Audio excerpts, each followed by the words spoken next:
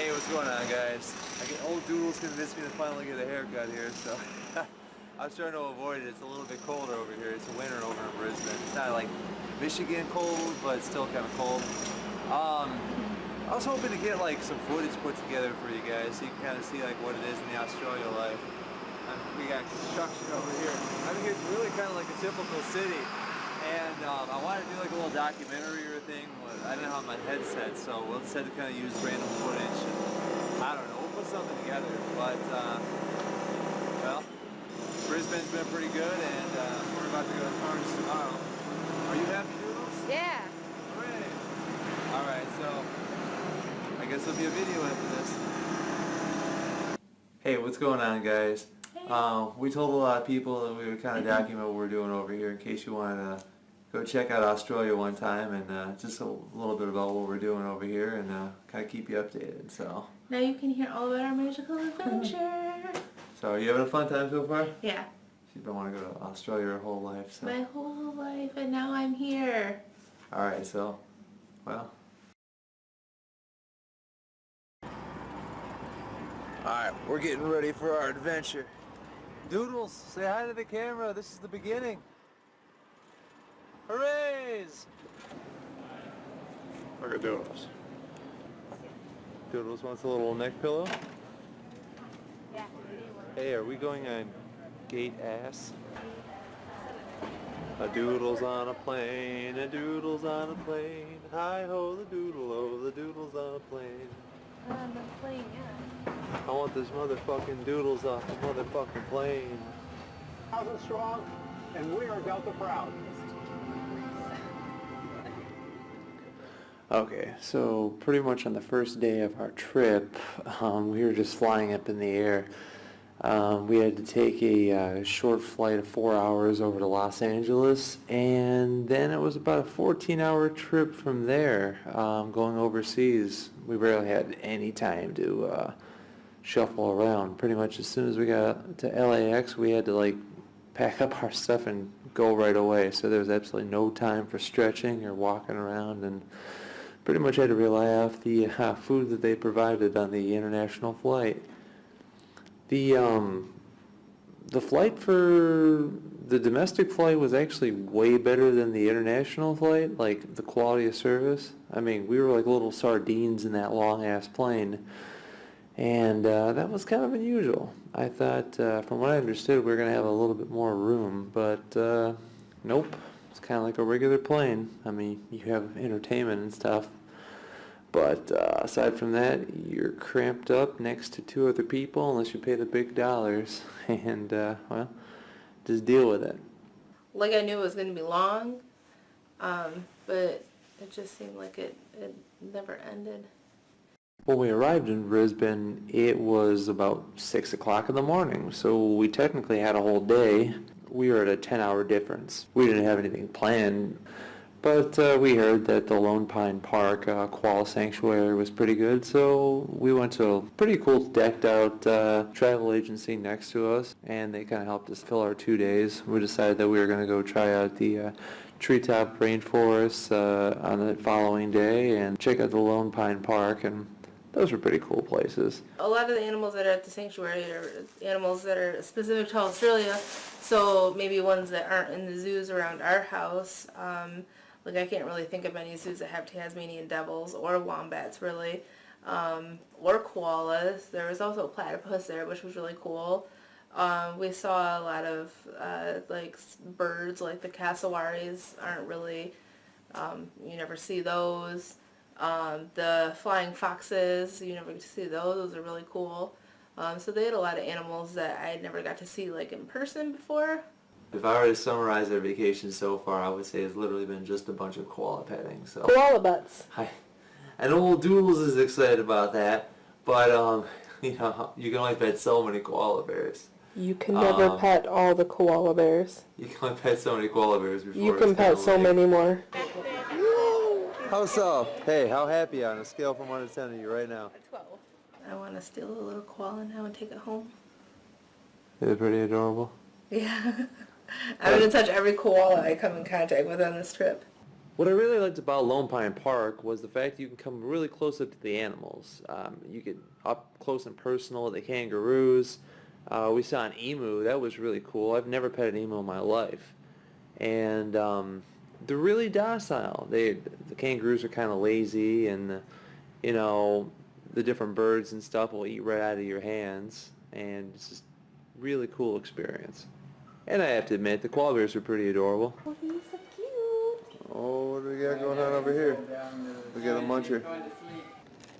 Look how cute you are. Oh, look, you're so photogenic. On day 2, we went on a treetop walk in a rainforest that's located on top of a inactive volcano. They called it the 20-million-year-old forest because they just had growth of prehistoric plants, and we were kind of hoping for more animals and stuff, but you know, you gotta imagine if there's a whole bunch of people rummaging around, there's not going to be a lot of stuff coming out, but the trees were absolutely beautiful. The tour guide was pretty funny. He was talking about all the deadly animals and deadliest spiders on Earth, how they happen to live in Australia. Spider's nest, the deadliest spider on Earth. Just here. This one, eh?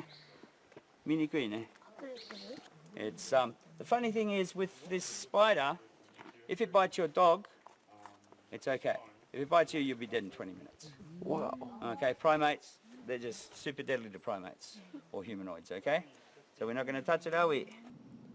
After we went through the rainforest, we went and ate dinner up on the top of the mountain, which was absolutely fantastic. Wonderful view, and a lot of interesting birds. We're a little ballsier than I'm used to. There were some tricky birds that we weren't supposed to feed, but some of them created a diversion by landing on Adam's head. And then while I was taking a picture, another one came and dipped his beak in my sour cream and then stole a french fry and went off. So he was bad. All the birds were trying to steal our food. Look at these guys with their spoils of war. You proud of yourself? Yeah, you smug bastard. On day 3, we got to knock off one of Old Doodle's bucket list items of going up to the Steve Irwin Zoo. It's actually called the Australian Zoo, but since Steve Irwin, the crocodile hunter himself, plays such a huge role in it, it's pretty well known as that one. I didn't realize this until after the tour guide was telling us, but Steve Irwin's actually not that big in Australia. I guess we know him for his Australian accent and catchy phrases, but I guess, you know, that's pretty typical around here. He's just a regular old guy. He doesn't really care about his job, though. He played a huge part in building the exhibits, or at least helping in them, and he dug out a trench for Bindi's Island, which was it became a lemur exhibit named after his daughter.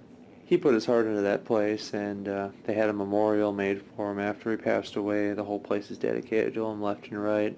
They have a huge wall of his photographs. We went to the Australia Zoo, so I was really excited to go see that, especially since Steve Irwin was been like my idol forever. First off, when we got to the zoo, we booked a cheetah encounter, so we actually got to like pet a cheetah and get our picture taken with a cheetah, which I was super excited about. And her name was Sheba, and she was really nice, and she was very fluffy. They walked her out on like a little harness, and I remember thinking like, she walks better than my damn dog does. We got to meet a cheetah up close and personal. I never expected to be that close to such a large carnivorous animal, but hey, it was pretty fun experience. I wasn't really able to get any up-close footage because they told us to pack lightly, and matter of fact, we had to keep one leg on the ground and the other one in a position where we could get up really quickly to get away, just in case that the animal gets out of control and we have to run for our lives. I think I might be exaggerating on that, but that's typical protocol. I mean, she was super nice and there wasn't any problems, but yeah, you know, she's a wild animal, so you don't know what to expect. But, you know, when you look at the photograph of it, you can tell that one leg's up, and that's just not for a pose. That's because we had to do that. We got to see the croc show at the Crocoseum, which was really cool. And they had like birds of prey, it was like an aviary show, which was also a lot of fun. And then they had like a whole like museum and everything dedicated to Steve Irwin, which was really cool and really nice to see. A lot of like old TV clips from like when he was on Animal Planet, which I really enjoyed. You don't feel like you got to see it all? I think I got to see it all, but I would want to go see it again. Like, there was some shows that we didn't get to go see. You know, we didn't have time to go see all the shows. If we went again tomorrow, or like if we went again, like I'd want to go and do like the little wombat encounter, because I want to touch the wombats because they have little fat furry cheeks. And there's, you know, like lemur encounters, or the dingoes, or the otters. There'd be, you know, I want to touch every animal in that zoo, basically, is what I want. Especially the koalas.